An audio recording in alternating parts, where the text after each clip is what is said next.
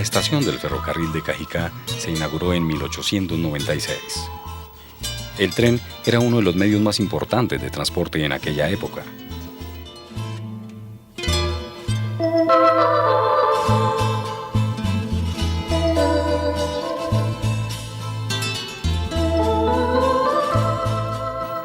Esta estación era sitio de encuentro de los mercaderes cajiqueños que ofrecían sus productos.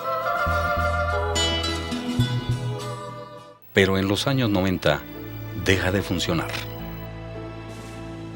quedando a expensas de delincuentes y drogadictos que la hacen convertirse en una gran problemática para la población.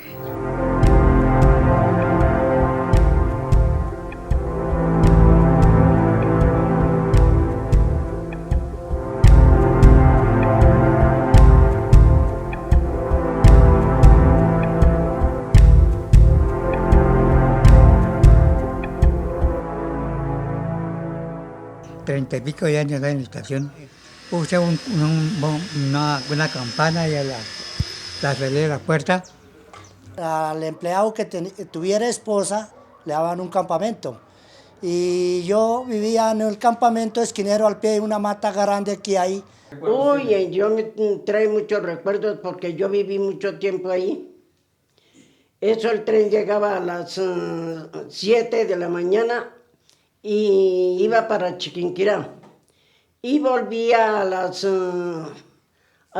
7 de la noche para Bogotá. Yo conozco la estación de Cajicá hace unos 70 años, cuando llegaba el tren del ferrocarril de carga y de pasajeros que viajaba a Chiquinquirá, que yo fui varias veces a Chiquinquirá. Había una bodega, no sé, una corraleja en la cual embarcaban el ganado para las partes que lo quisieran mandar, para Paquirá, para Chiquinquirá, para distintas partes que transportaban ganado.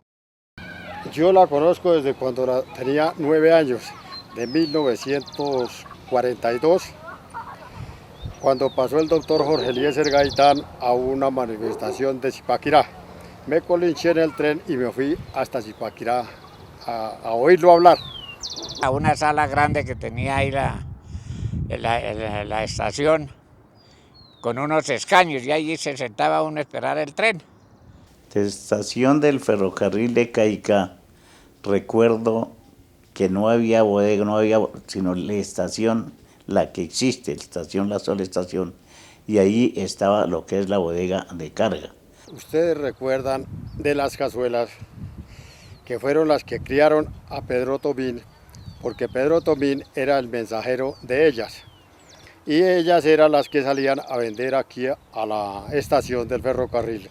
El boje, la pata, la jeta, todo eso, bueno. Se pasaba la vida muy, muy tranquila en esa época. Cajicá era una sola familia.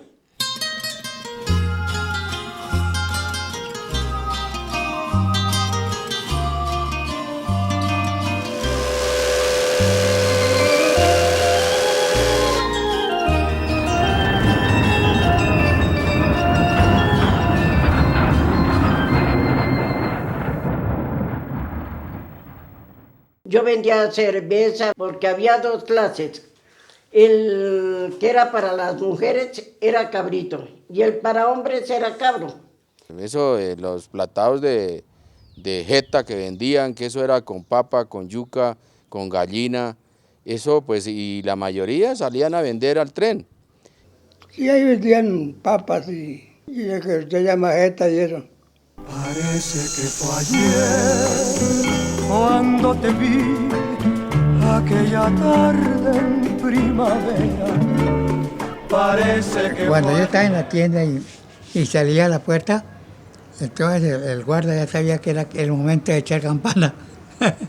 Le echaba un campanazo y entonces yo salía corriendo y no pagaba en el momento. Lo más chistoso era, por ejemplo, cuando venían por ahí los enamorados y venían, sacaban su tiquete o así, y de pronto se les olvidaba que tenían que viajar y se ponían a tomar sus cervecitas, pero aquí alrededor, a darse un paseíto por ahí como por conocer el pueblo.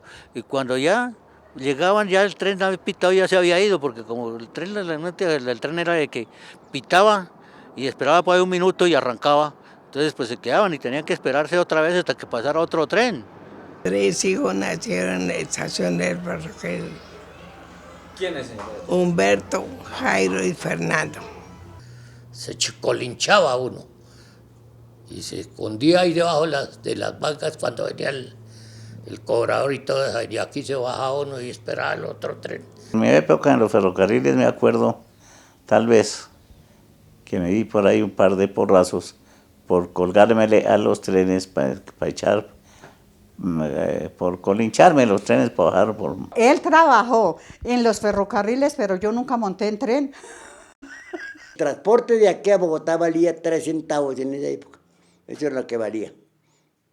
Entonces, para evitarse esos gastos de esos 3 centavos, mi mamita me metía debajo de la banca.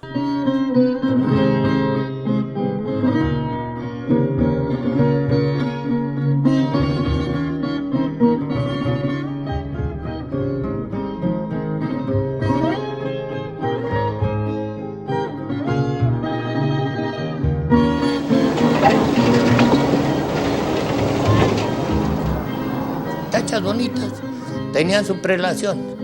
El cobrador de tiquetes, eso ya sabían, y ellas se sentaban en ciertos asientos, pasaban y no les cobraban nada.